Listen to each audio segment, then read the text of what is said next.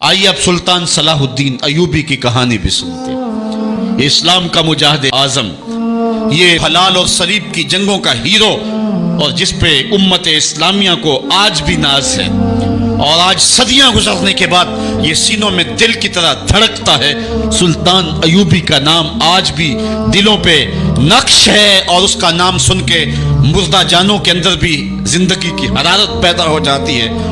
اس کے زمانے میں ریجینالڈ بدبخت ایک انگلستان کے شہزادے نے حاجیوں کے قافلے کو روک لیا اور ان کا سامان لوٹ لیا۔ انہوں نے کہا ہم حج پہ جا رہے ہیں، تو نے ہمارا سامان لوٹ لیا، ہمیں جانے دے۔ تو اس نے دریدہ دہنی کرتے ہوئے کہا بلاؤ اپنے نبی محمد کو جو تمہاری جان چھڑائے۔ بس سلطان صلاح الدین ایوبی تک یہ بات پہنچی تو میں نے تاریخ میں پڑھا کہ وہ دانت پیستا تھا، اس کی آنکھوں میں خون اتر آیا، اور اس میں کھڑے کھڑے قسم کھائی کہ جب تک اس ظالم کو کیفر کردار تک نہیں پہنچاؤں گا چین کی نیند نہیں سوؤں گا۔ پھر پونے دو سال کا عرصہ آپ سلطان صلاح الدین ایوبی کی زندگی دیکھ کے جنگی مہموں کو ترتیب دیتا رہا، دن رات اس نے ایک کر دی، نیند قریب نہ آنے دی۔ جب نیند بہت زیادہ تنگ کر دی تو پھر وہ خیمے کی چوب کے ساتھ ٹیک لگا کے کھڑے ہو کر کے اپنی آنکھوں کی آگ بجھا لیتا، اور پونے دو سال کا عرصہ اس نے چارپائی پہ لیٹ کے نہیں دیکھا۔ پھر وہ لمحے آئے کہ اللہ نے اس کی مراد پوری کی۔ انگلستان کے شہزادے لائن میں کھڑے تھے، اس نے شاہ گاما کو اپنی کرسی دی اور ساتھ کہا ہم جس کو کرسی دیتے اسے امان دیتے۔ پھر اس نے اس کے جو نائٹس تھے ان کو آپ خورے دیے، ان میں پانی دیا، کہا جس کو ہم پانی دیتے ہیں اس کو امان دیتے ہیں۔ پھر جب ریجینالڈ کی باری آئی تو بادشاہ کی رگیں پھول گئیں غصے سے، اس نے تلوار نیام سے باہر نکالی اور اس کی چھاتی پہ چڑھ کے اس کی گردن پہ تلوار رکھ کے اس کے ٹکڑے کرتے ہوئے کہا او کتے، تو نے کہا تھا بلاؤ اپنے نبی محمد کو، محمد عربی نے اپنا نوکر بھیج دیا ہے۔ اور اس طرح اس ریجینالڈ کتے کے دو ٹکڑے کر کے رکھ دیے۔ یہ ہماری تاریخ ہے، یہ روشن تاریخ ہے۔ ہمارے اسلاف، ہمارے بزرگ اس دور کے شہنشاہ، اس دور کے بادشاہ اتنی جرأت اور اتنی عظیمت رکھا کرتے تھے، اور آج ہماری کمزوریاں نے دشمنوں کو دلیر کر دیے۔ کبھی ایسا بھی اندھیر آیا تھا کہ سرے عام یوں توہین اور تنقیص ہوتی ہو پیغمبر حسن اور پیغمبر جمال کی، اور پھر 1.40 کروڑ انسان دنیا کے اوپر بستے ہوں۔ یہ بھی زمانے نے دن دیکھنے تھے تو امت مسلمہ کی موت واقعہ ہو جائے اگر حضور علیہ السلام کی توہین باقی رہتی ہے۔ اس لیے امت کو پوری قوت کے ساتھ کھڑا ہونا ہے اور اپنے نبی علیہ السلام کی توہین کا بدلہ لینا ہے، اور یہ ممکن نہیں ہے جب تک جو ہے وہ ہم پوری دنیا کے اوپر غالب نہ ہوں۔ اللہ تعالیٰ امت کو وہ دن نصیب فرمائے کہ امت کا غلبہ اللہ تعالیٰ نصیب فرمائے۔ اس وقت ہمارا المیہ یہ ہے کہ ہمارے پاس عالم لیڈر کوئی نہیں ہے، عوام کے جذبے یقیناً دیکھنے کے۔ سیریا کے بچوں کو میں نے دیکھا کہ وہ چھوٹے چھوٹے بچے، انہوں نے ہاتھوں میں کتبہ پکڑا ہوا ہے، اور میں اس منظر کو دیکھ کر کے کتنی دیر تک سکتے میں رہا۔ اس کے اوپر لکھا ہوا تھا اقتلونا ولا تسبوا لنبینا، ہمارے ٹکڑے کر دو لیکن ہمارے نبی کو گالی نہ دو۔ ان بچوں کے درد کی کہانی کلیجے چیر رہی تھی۔ یہ محبتوں کا عالم، وہ اقبال نے کہا تھا چمن میں رخت گل شبنم سے تر ہے، چمن میں رخت گل شبنم سے تر ہے، سمن ہے سبزہ ہے باد سحر ہے، مگر ہنگامہ ہو سکتا نہیں گرم، یہاں کا لالا بے سوزے جگر ہے۔ اس وقت امت بے امام ہے، امت کے پاس جو ہے وہ کوئی ایسا شخص نہیں ہے جو امت کی رہنمائی کرے۔ ملک بھی خالی ہیں اور عالمی لیول پہ بھی ہم کسی امام سے محروم ہیں۔ اللہ نے وہ دن نصیب کرنے ہیں، ہم صفے سیدھی کریں، بس ہمارا کام اتنا ہے۔ صفے سیدھی کریں گے تو امام بھی اللہ بھیج ہی دے گا، اور وہ وقت آئے گا کہ اس کے جھنڈے نیچے ہم کھڑے ہوں گے۔ اور ہم نے تاریخ میں پڑھا ہے، کتب صحاح میں موجود ہے، بخاری اور باقی کتابیں اٹھائیں، ہمیں اس وقت کی بشارت دی گئی ہے کہ جب اساکر اسلام ترتیب پائیں گے اور پھر امام بھی آ جائے گا، اور پھر امت مسلمہ وہ بانکپن پائے گی کہ صحیح حدیث میں آتا ہے کہ اگر کوئی یہودی کسی پتھر کے پیچھے یا درخت کے پیچھے چھپ کر کے پناہ مانگنا چاہے گا تو وہ پتھر مسلمانوں مجاہدوں کو بول کر کے کہے گا ادھر آ، یہ ظالم میرے پیچھے چھپا ہوا ہے۔ وہ دن بھی اللہ تعالیٰ نے ہمیں دکھانے ہیں، اور پوری امت کے اوپر جھنڈا جھولے گا تو آمنہ کے لال کا ہی جھولے گا انشاءاللہ۔ آ ملیں گے سینہ چاکانے چمن سے سینہ چاک، بس میں گل کی ہم نفس باد صبا ہو جائے گی، شبنم افشانی پیدا کرے گی میری سوز و ساز، اس چمن کی ہر کلی درداش نہ ہو جائے گی، آسمان سحر کے نور سے ہوگا آئینہ پوش، ظلمت رات کی سیماب پا ہو جائے گی، شب گریزاں ہوگی آخر جلوہ خورشید سے، یہ چمن معمور ہوگا نغمہ توحید سے۔ وہ وقت انشاءاللہ آنے والا ہے، بس ہمارا کام صفیں سیدھی کرنی ہے اور صفوں کو ترتیب دینا ہے، اپنے جذبوں کو مرنے نہیں دینا ہے، اور یہ جذبے اپنی نسلوں میں بھی منتقل کرنے ہیں، اور اپنی نسلوں کو بٹھا کر کے حضور کی عظمت کی کہانی پڑھا کے جانا ہے آپ نے۔ میں نے سیریا کے ان بچوں کو دیکھا تو میں اپنے بچوں کو بٹھا لیا، میں نے کہا بیٹے پوری دنیا کے اوپر حضور کی ناموس پہ حملہ ہے، بتاؤ ہم کیا کریں گے؟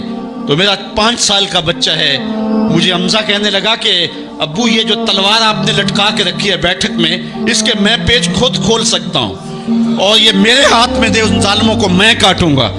میں نے کہا بیٹے مجھے یہی تجھ سے توقع تھی، اس لیے کہ تیرے جسم کے اندر خواجہ دین محمد مصطفیٰ کی غیرت کا خون دوڑ رہا ہے، اور انشاءاللہ یہ ہماری نسلیں اٹھیں گی اور اسلام کے غلبے کا خواب ہم شرمندہ تعبیر کریں گے انشاءاللہ۔ تو اپنے بچوں کو بٹھائیں اور ان کو بتائیں اور ان کو حب رسول کے جام پلائیں، ان کے اندر محبت رسول انڈھیل دیں اور ان کے سینے کے اندر یہ حرارت پیدا کر دیں، اور وہ امت کے لیے اور نام محمد کے لیے ہر قربانی دینے کے لیے آمادہ ہو جائیں۔ انشاءاللہ وہ وقت دور نہیں ہے جب پوری دنیا کے اوپر اسلام کا جھنڈا جھولتا ہوا نظر آئے گا۔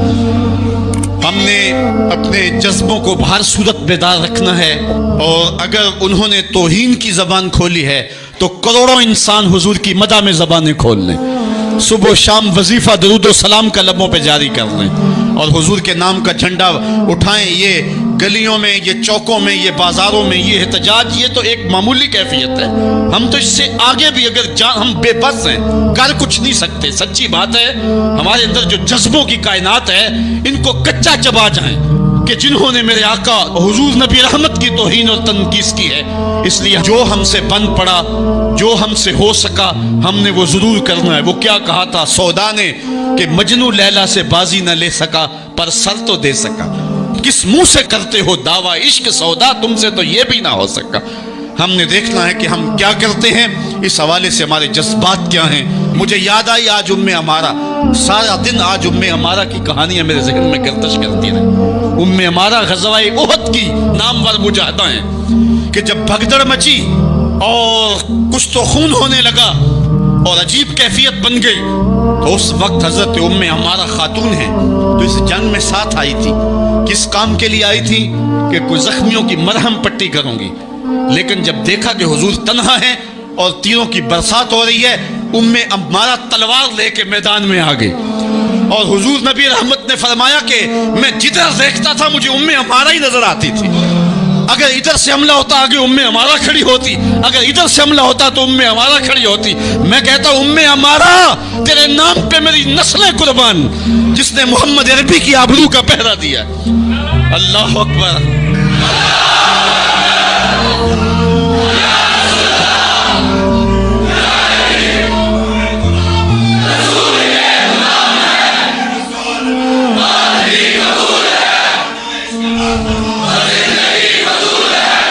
تمہارے جذبے سچے ہیں انشاءاللہ، شاید مغرب کو بھول ہو گئی ہے، یہاں ایک ایک بچہ غازی علم الدین ہے، ایک ایک بچہ عمر چیمہ ہے، یہ سعادت مندیوں کا سفر ہے۔ یہ مغرب کو بھول ہو گئی ہے، اس نے کس قوم کو چھیڑا ہے؟ ان کی غیرت مری ہوئی نہیں ہے، انہوں نے کچوکے دیے، زخم دیے، امت کو معاشی بحران میں مبتلا کر دیا۔ روز پیٹرول کے بم ہمارے اوپر گرتے ہیں، لیکن ہم کبھی میدان میں نہیں آئے۔ لیکن سارے معاملات کے اندر ہم کمپرومائز کر سکتے ہیں، کمزوری بھی دکھا سکتے ہیں۔ اگر اس عنوان سے ہم کمزوری دکھائیں، ہمارا بچتا ہی کچھ نہیں ہے، ہمارا سب کچھ نام محمد ہے۔ ہم نے ہر دور میں تقدیس رسالت کے لیے وقت کی تیز ہواؤں سے بغاوت کی ہے، چھوڑ کے سلسلہ رسم سیاست کا فسوں، بس ایک نام محمد سے محبت کی ہے۔ ہم نے عہد غلامی کرنا ہے حضور علیہ السلام کے نام سے، اور انشاءاللہ یہ ہماری سعادت مندی ہے۔ ورنہ ہم نے وہ زمانہ بھی دیکھا ہے جس زمانے میں کوئی ایسا متنفس نظر نہیں آتا تھا جو حضور کے نام کا جھنڈا اٹھائے۔ یہ تاتاریوں کا دور ہے، جب بغداد کو اجاڑا گیا، امت کے سر کاٹے گئے، اور یہ حال تھا کہ منگول سردار نے کہا کسی مسلمان کا سر لاؤ، اپنے فوجیوں کو کہا نہیں تمہارا سر کاٹ کے لگائیں گے۔ ایک مینار تعمیر کرنا ہے کھوپڑیوں کا، اور پھر مسلمانوں کا پتہ ڈھونڈتے ہوئے لوگ ہاتھ میں پیسے لے کے گھومتے تھے کہ کسی مسلمان کا پتہ دے دو، اس کا سر کاٹیں ہم، لیکن مسلمان ملتا نہیں تھا، کاٹ دیے گئے۔ دجلہ 3 دن تک خون بن کے بہتا رہا۔ یہ ہماری تاریخ ہے بغداد کی۔ اور پھر دجلہ کا بند توڑ دیا گیا، جو لوگ تہہ خانوں میں چھپے تھے 1.25 لاکھ لاشیں ہم نے وہاں سے پھر نکالی۔ پھر وہ لمحے آئے کہ کوئی ایسا متنفس نظر نہیں آتا تھا جس کے ہاتھ میں اسلام کا جھنڈا ہو۔ ایک منگول سردار عیسائی ہو گیا، اس نے ایک عیسائی پادری کو بلایا اور کہا کہ اپنے مذہب کی تبلیغ کر تاکہ کچھ لوگ اور بھی ہمارے ہم نوا ہو جائیں۔ اس نے قسم پرسی کے سالم میں کہ اب کوئی شخص نہیں ہے جو اسلام کا نام لیوا ہو، تو اپنے خب سے باطنی کا اظہار کر دیا اور پیغمبر حسن و جمال حضور نبی رحمت کی توہین و تنقیص کا آغاز کیا۔ ابن حجر نے لکھا ہے کہ ایک کتا تھا جو خیمے کی چوب کے ساتھ بندھا ہوا تھا، جب اس نے توہین کا آغاز کیا تو اس نے بھونکنا شروع کر دیا۔ لوگوں نے کہا کہ یہ کتا تیری توہین کی وجہ سے بھونک رہا ہے۔ اس نے کہا نہیں ایسی کوئی بات نہیں، یہ کتا نسلی کتا ہے۔ واقعی وہ نسلی تھا، اور میرا ہاتھ کا اشارہ پا کے غیرت میں آ گیا ہے، کوئی ایسی بات نہیں ہے۔ اس نے پھر توہین کا آغاز کر دیا۔ تو ابن حجر نے لکھا ہے کہ اس کتے نے زنجیر تڑوا کر کے اس پادری کے گلے میں جا کے دانت گاڑ دیے اور چھوڑا تب جب اس کو واصل جہنم کر دیا۔ اس منظر کو دیکھ کے 70,000 اس فوج کے سپاہی اسلام کے دامن میں آ گئے۔ اقبال نے اسی موقع پہ کہا تھا تو نہ مٹ جائے گا ایران کے مٹ جانے سے، نشائے میں کو غرض نہیں پیمانے سے، ہے عیاں یورش تاتار کے افسانے سے، پاسباں کعبے کو مل گئے صنم خانے سے۔ اللہ اپنے نبی کی آبرو کی یوں بھی حفاظت کرنا جانتا ہے۔ کون جانتا تھا کہ عامر چیمہ یہ کام سر انجام دے گا؟ وہ تو ٹیکسٹائل کی ڈگری لینے گیا تھا، لیکن غلامی رسول کی سند لے کے پلٹا۔ میں نے غازی کے جنازے میں شرکت کی ہے، آپ نیٹ پہ جائیں اور وہاں اس کے جنازے کی تصویر دیکھیں، یا کہیں تصویر آپ کو میسر ہو۔ جنازہ لوگوں کی انگلیوں پہ ہے، بھاری تابوت اور اس کے اندر اس کا جسد اطہر، لیکن ہاتھوں پہ نہیں ہے، آپ کو انگلیوں کے پوروں پہ نظر آئے گا۔ اور ایسے مناظر بھی دیکھنے والوں نے دیکھے کہ رش کی وجہ سے لوگ نیچے سے ہٹ بھی جاتے اور وہ پھر بھی ہواؤں میں تیرتا رہتا۔ آپ جا کے دیکھ لیں، میں کوئی ہوا میں بات نہیں کر رہا، بالکل انگلیوں کے پورے پہ میں خود شامل تھا، اور میری سمجھ میں اس وقت بات نہیں آتی تھی کہ یہ کیا ماجرا ہے، اتنا بھاری صندوق اور انگلیوں کے پوروں پہ۔ پھر ایک دن میں حضرت سعد بن معاذ کی کہانیاں پڑھ رہا تھا کہ ان کا جنازہ بڑا ہلکا تھا، تو پوچھا گیا تو فرمایا کہ سعد کے جنازے کو صرف انسان ہی جو ہے وہ کندھا نہیں دے رہے، فرشتے بھی کندھا دے رہے ہیں۔ غازی کا جنازہ ایسے ہوا میں تیرتا تھا جس طرح پانی پہ کشتی تیرتی ہے۔ میں نے خود غازی کی قبر کی پائنتی پہ ایک سید زادے کو روتے دیکھا، اور وہ کیا رہا تھا، ربا میں تینوں یہ نہیں کہندا مینوں عامر چیمہ بنا دے، میں کہنا دے قدمہ دی مٹی ہی بنا دے۔ یہ سعادت مندی کی موت ہے، یہ خوش نصیب لوگوں کی زندگی ہے، اور مسلمان اس کو اعزاز سمجھتا ہے۔ اس پورے حال میں کوئی ایک شخص بھی نہیں ہوگا کہ جس کے دل میں یہ آرزو نہ ہو کہ میں حضور کے نام پہ قربان ہو جاؤں۔ ایک ایک شخص کے سینے کے اندر، میں سمجھتا ہوں میرا ہی سینہ ہے، لیکن نہیں، ہر شخص کا سینہ یہی ہے، اور ہر شخص کے اندر کے جذبات یہ یار یہ دھڑا کیا ہے زندگی میں حضور کے بغیر، سب کچھ حضور ہی ہیں، اور ہماری زندگی کا سب سے قیمتی اثاثہ حضور کی ذات ستودہ صفات ہے۔ آپ کو جمعۃ المبارک کو جو کال دی گئی اس میں بھرپور شامل ہوں، جہاں جہاں سے آئے ہیں وہاں جو جلوس ہو بھرپور شامل ہوں، لوگوں کو ترغیب دیں، اور اس کو جو ہے وہ بہت بڑے سائز کے اندر جلوسوں کو منعقد کرے تاکہ مغرب کو پیغام جائے کہ یہ تھکے ہوئے، ماندے ہوئے، ہارے ہوئے، یہ جو ہے وہ معاشی بحرانوں کے پسے ہوئے لوگ جب بھی اپنے من کا سودا کرتے ہیں تو بازار مصطفیٰ